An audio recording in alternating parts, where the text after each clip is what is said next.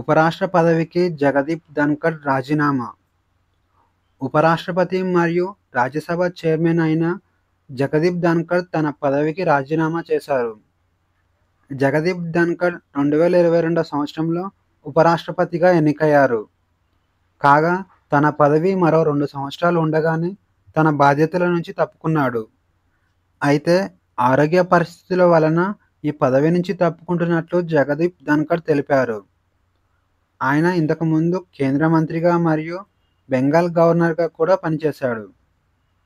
ఇక రాజ్యసభకు తాత్కాలిక చైర్మన్గా డిప్యూటీ చైర్పర్సన్ అయిన హరివంశ్ నారాయణ్ సింగ్ బాధ్యతలు చేపట్టారు. అలాగే 60 రోజుల్లోగా కొత్త ఉపరాష్ట్రపతి ఎన్నుకోవాల్సి ఉంటుంది. కొత్తగా ఎన్నికైన వారు మరో 5 సంవత్సరాల పాటు పదవిలో కొనసాగుతారు. ఇక పదవీకాలం ముగియకుండానే ఉపరాష్ట్రపతిగా రాజీనామా చేసిన 6వ వ్యక్తిగా జగదీప్ ధన్కర్ నిలిచాడు. జగదీప్ ధన్కర్ కంటే ముందు 1969లో వివి గిరి, 1987లో ఆర్ వెంకట్రామన్, 1992లో శంకర్ దయాళ్ శర్మ, 1997లో కేఆర్ నారాయణన్, 2007లో బైరాన్ సింగ్ షెకావత్లు తమ పదవీకాలం ముగియకుండానే ఉపరాష్ట్ర పదవికి రాజీనామా చేశారు. ఇక రాజ్యాంగంలో ఆర్టికల్ 63 నుంచి 71 వరకు ఉపరాష్ట్రపతికి సంబంధించిన అంశాలు ఉంటాయి. అందులో ఆర్టికల్ 67 ఉపరాష్ట్రపతి పదవి మరియు రాజీనామాకు సంబంధించిన అంశాలను వివరిస్తాయి. మైనింగ్ టూరిజం ప్రాజెక్టును ప్రారంభించిన తొలి రాష్ట్రం. ఇండియాలో మైనింగ్ టూరిజం ప్రాజెక్టును ప్రారంభించిన తొలి రాష్ట్రంగా జార్ఖండ్ నిలిచింది. సెంట్రల్ కోల్డ్ ఫీల్డ్స్ లిమిటెడ్ అనే సంస్థ సహకారంతో జార్ఖండ్ ప్రభుత్వం ఈ ప్రాజెక్టును ప్రారంభించింది. ఈ ప్రాజెక్ట్ మైనింగ్ పద్ధతులు మరియు స్థానిక చరిత్ర గురించి ప్రజలకు అవగాహన కల్పిస్తూ పర్యాటకాన్ని ప్రోత్సహిస్తుంది. ఇక దేశంలో 40% ఖనిజ వనరులు జార్ఖండ్లోనే ఉండటం విశేషం. జార్ఖండ్ చాలా సంవత్సరాలుగా మైనింగ్ హబ్గా ప్రసిద్ధి చెందుతూ వస్తుంది. WSIS ప్రైజెస్ 2025 ఛాంపియన్ అవార్డు గెలుచుకున్న mobile app. Meri Panchayat mobile app World Summit on the Information Society prizes 2025 champion అవార్డును గెలుచుకుంది. స్విట్జర్లాండ్లోని జెనీవాలో జరిగిన హై లెవెల్ ఈవెంట్లో ఈ అవార్డును ప్రదానం చేశారు. పంచాయతీరాజ్ మంత్రిత్వ శాఖ మరియు ఎలక్ట్రానిక్స్ అండ్ ఇన్ఫర్మేషన్ టెక్నాలజీ మంత్రిత్వ శాఖ ఆధ్వర్యంలో నేషనల్ ఇన్ఫర్మేటిక్స్ సెంటర్ ఈ యాప్ను అభివృద్ధి చేసింది. ఇండియాలోకి E10 బుల్లెట్ ట్రైన్లు.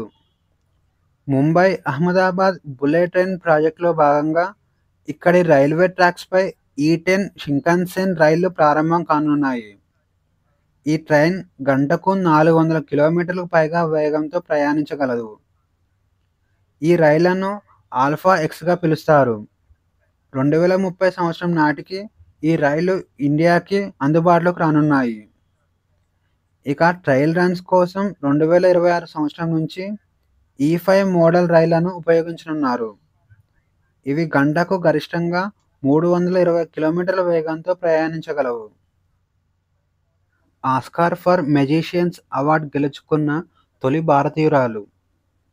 ఫెడరేషన్ ఇంటర్నేషనల్ డేస్ సొసైటీ మ్యాజిక్స్లో ఆస్కార్ ఫర్ మెజిషియన్స్ అవార్డును గెలుచుకున్న తొలి భారతీయురాలుగా సుహానిషా నిలిచారు. ఇటలీలోని టొరినోలో జరిగిన FISM వరల్డ్ ఛాంపియన్షిప్లో ఆమెకు ఈ అవార్డును అందజేశారు. ఈ వరల్డ్ ఛాంపియన్షిప్ పోటీలను ప్రతి 3 సంవత్సరాలకు ఒకసారి నిర్వహిస్తారు. ఇండియా వేదికగా FIDE చెస్ వరల్డ్ కప్. ప్రతిష్టాత్మక federation international des echecs chess world కప్ను ఇండియాలో నిర్వహించనున్నారు. ఈ సంవత్సరం అక్టోబర్ 30 నుంచి నవంబర్ 27 వరకు ఈ పోటీలు జరగనున్నాయి. ఈ టోర్నీ నాకౌట్ ఫార్మాట్లో జరగనుంది. ఇందులో 206 మంది ప్లేయర్లు పాల్గొంటారు. టాప్ 3లో నిలిచిన ప్లేయర్లు 2026 సంవత్సరంలో జరిగే క్యాండిడేట్స్ టోర్నమెంట్కు అర్హత సాధిస్తారు. వీరిలో విజేతగా నిలిచిన వారు ప్రస్తుత చెస్ ఛాంపియన్‌తో వరల్డ్ చెస్ ఛాంపియన్‌షిప్‌లో తలపడతారు. ఇక ఈరోజు క్వెషన్స్ వచ్చేసి, ఈ కింది వాటిలో ఏది తప్పు? ఏ. లోక్‌సభ సభ్యులను అర్హత గల ఓటర్లు నేరుగా ఎన్నుకుంటారు. బి. రాష్ట్రపతి లోక్‌సభకు నలుగురు ఆంగ్లో ఇండియన్లను నామినేట్ చేస్తారు. సి. ద్రవ్య బిల్లులను లోక్‌సభలో మాత్రమే ప్రవేశపెట్టవచ్చు. డి. భారత ఉపరాష్ట్రపతి రాజ్యసభ చైర్మన్‌గా వ్యవహరిస్తారు.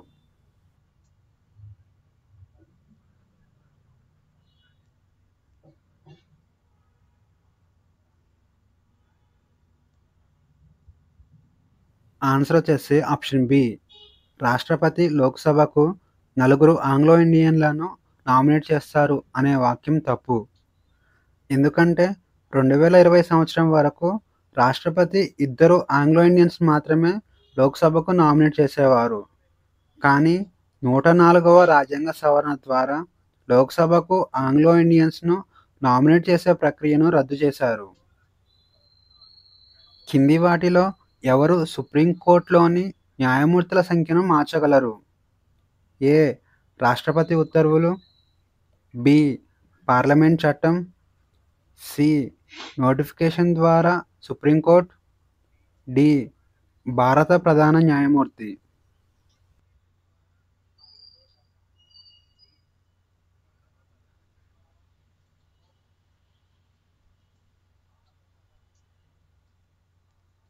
ఆన్సర్ వచ్చేసి ఆప్షన్ బి.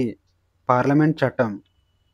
సుప్రీంకోర్టులోని న్యాయమూర్తుల సంఖ్యను మార్చగలిగే అధికారం పార్లమెంటుకు మాత్రమే ఉంటుంది.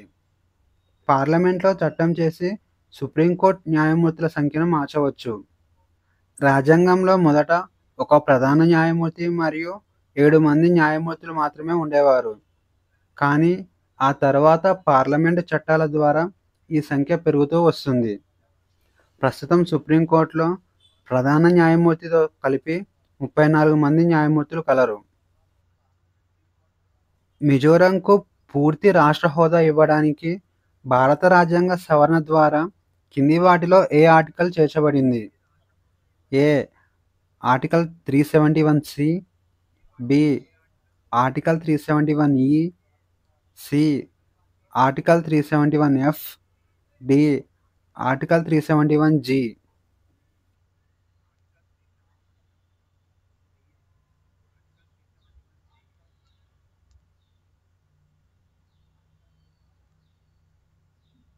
ఆన్సర్ వచ్చేసి ఆప్షన్ డి. ఆర్టికల్ 371(జి).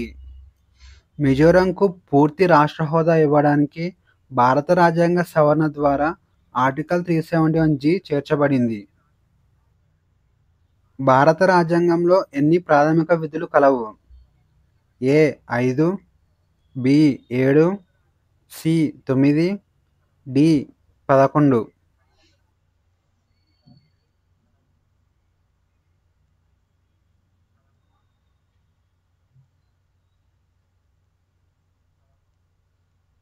ఆన్సర్ వచ్చేసి ఆప్షన్ డి. 11. ప్రస్తుత రాజ్యాంగంలో 11 ప్రాథమిక విధులు ఉన్నాయి.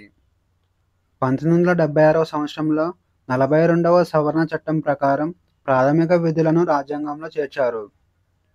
ప్రాథమిక విధులను రష్యా దేశం నుంచి తీసుకోబడింది. భారత రాజ్యాంగం ద్వారా ప్రాథమిక హక్కులను అమలు చేసే అధికారం ఎవరికి కలదు? ఏ. పార్లమెంట్. బి. రాష్ట్రపతి. సి. సుప్రీంకోర్టు మరియు హైకోర్టు. డి. భారతదేశంలోని అన్ని కోర్టులు.